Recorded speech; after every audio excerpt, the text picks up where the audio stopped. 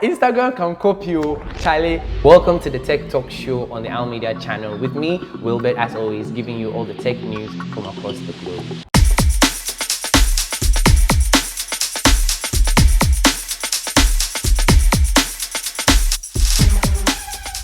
So for our first story, we are talking cybersecurity, and there is a hacker group called Lockbit. Now, these guys are a notorious ransomware group. Ransomware being that they actually hack into the government systems, school systems, capture the data, hold on to it, and request for a ransom. They actually request for money when they hack into your networks. Now, this Lockbit group, right, because of the carnage that they have wreaked upon many governments across the world, right, the NCA, that's the National Crime Agency, led an operation called Operation Kronos.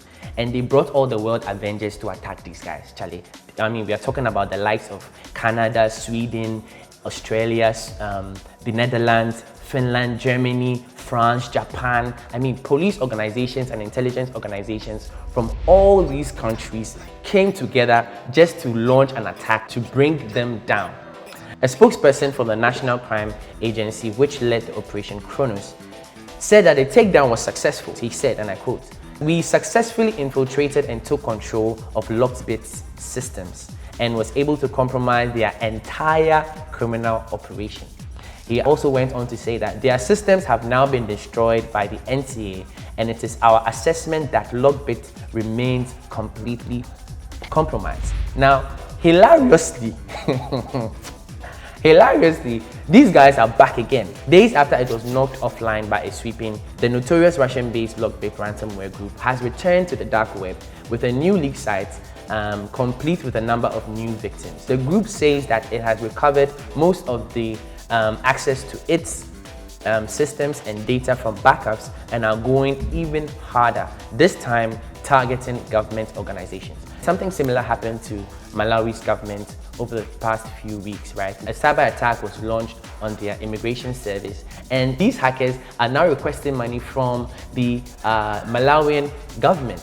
But then their president, who is President Lazarus Chakwera, has told the MPs that the targeting of the department amounted to a serious national security threat. This is what he said. He said, "We are not in the business of appeasing criminals with public money, nor are we in the business of negotiating with those who attack our country," he said last Wednesday. So something like this is happening in Africa. What if it happens in Ghana? I mean, will our government negotiate with them, or do we even have hackers that have the potential and the capacity to be able to launch an anti-defense system against hackers if we are ever to be hacked? Such attacks, especially cybersecurity attacks on government agencies, can wreak a lot of damage. Can we launch a defense to protect our people's data, or we will just have to give in to them and pay this amount? Tell me what you think about this particular story. Leave your comments down. ChatGPT has a new rival. Now, if you are into AI, you know that OpenAI's ChatGPT is one of the most popular, AI software or AI tools on the market. There's also one called Claude 2. Now, if you don't know Claude 2, it's also another fascinating AI tool that you can use. Actually, a lot of people say that Claude 2 has certain, functions that are better than ChatGPT. But then there is a new AI kit on the block, and this time it's from a French-based or Paris-based AI startup called Mistral AI. The Paris-based AI startup is gradually building an alternative to OpenAI and Anthropic. Anthropic are the makers of Claude 2, like I said earlier. And in its latest announcements, right, it shows that the company is launching a new flagship large language model called Mistral Large. When it comes to reasoning capabilities, it is designed to rival all the other top-tier models such as ChatGPT 4 and Claude 2. In addition to Mistral Large, the startup is also launching its own alternative to ChatGPT with a new service called Le Chat. Now, this chat assistant is currently available in beta. Because it's in beta, I believe it's available for you to use, and definitely by people using it and leaving their reviews, Mistral can make this AI system work much better. So Mistral AI is a company better known for its capitalization table. It has raised an obscene amount of money in a very little time to develop foundational AI models. The company was officially incorporated in May 2023, so it's a very young company. Just a few weeks after Mistral AI raised a whopping $130 million in seed. In December, the company closed $415 million funding round. So, I mean, this particular AI group was founded by former workers from Google's DeepMind and Meta. So Mistral has the minds to create something big that can actually rival, the likes of ChatGPT, Claude 2, Grok from X, that's Elon Musk's AI system. So what do you think? Do we have the potential? I mean, I want such stories to be coming out of Africa as well. Do we have an artificial intelligence system that is also coming out from Africa? Would we have a rival for Claude 2 and ChatGPT also coming from Ghana? Do we have software developers? And mind you, they also need a lot of money to be able to build this system. Tell me what you think in the comments. So Instagram is back again, and this time they are copying Snapchat yet again, right? Previously, they copied Snapchat stories, right? So if you're a user of Snapchat, you realize that Snapchat was one of the very first platforms to introduce stories. So you make a post onto your story and it's available for 24 hours for all those who follow you, and even if they don't follow you, anyone can watch your story based on the privacy settings that you have set. So Instagram copied this thing, right? There's also another feature on Snapchat called the friend map. So with maps, you can be able to track and know the locations of your friends, whether they're at a bar or whether they're in school. If you have allowed those settings on your Snapchat, you'll be able to tell where exactly your friends are at any moment in time. Now, if Instagram plans to officially launch the friend map, it will be copying yet another popular feature from Snapchat after cloning the app's core story functionality back in 2016. Instagram would also be coming for Apple for its Find My Map feature that lets users see where their friends and families are currently located. With this new feature, Instagram will be giving its users another reason to spend more time on its app and less than other company services. So the reason for all of this is very simple, right?